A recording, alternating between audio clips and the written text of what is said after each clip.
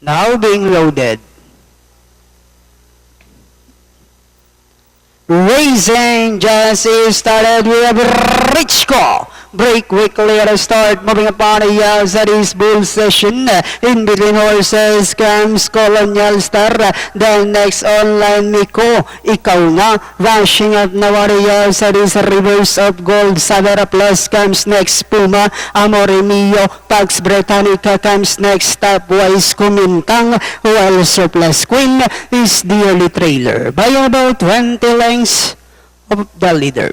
Racing down the backstretch, we have Bull Session says why we followed if we can take the lead in the early part of the race. Moving upon the outside, Colonial Star. Then next online is Rivers of Gold.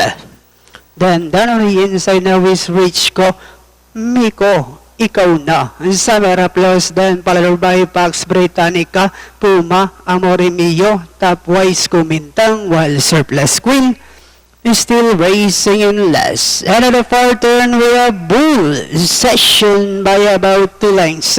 Colonial Star remains in second, and in third comes Rivers of Gold. Miko, ikaw na. Kumintang comes next. And when entering the home stretch, Bull Session now by about 4 lengths over Colonial Star in second. Kumintang is on the outside third. Last 100 meters, it's all Bull Session, and finally Bull Session. The second, Kumintang. Then comes Pax Britannica close with Surplus Queen.